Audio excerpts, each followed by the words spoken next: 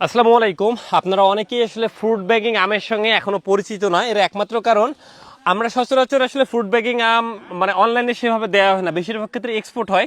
তো এক ভাই গতকাল কিন্তু আম পাওয়ার পরে এই যেমন সুন্দর কালার দেখে আম কাটা শুরু করে দিচ্ছে। বাসায় পাওয়ার পরেই আম কাটা শুরু করে দিচ্ছে, বলে ভাই আপনি কি আম দিচ্ছেন, ভিতর কাঁচা কেন, বাইর তো পাকা, স্প্রে করে দিচ্ছেন। এখন আমি আপনাকে বলি, আমরা সবসময় এক্সপোর্ট কোয়ালিটির আম দেওয়াতে বিশ্বাসী। আমাদের কাস্টমার সবাই আমাদের কাছে প্রিমিয়াম এবং আমরা চেষ্টা করি তাদের ন্যায্য মূল্যে সেরা আম দেওয়ার। তো ব্যাগিং আম কেন দিচ্ছি, আপনারা অনেকেই বলেন না যে ভাই নিরাপদ আমটা দিবেন। তাদের জন্য এই ব্যাগে করে প্রায় 1.5 মাস আমগুলো ছিল, যার কারণে আমের কালারটা সবুজ থেকে এই কালার এসেছে, কিন্তু এখন আমটা কাঁচা।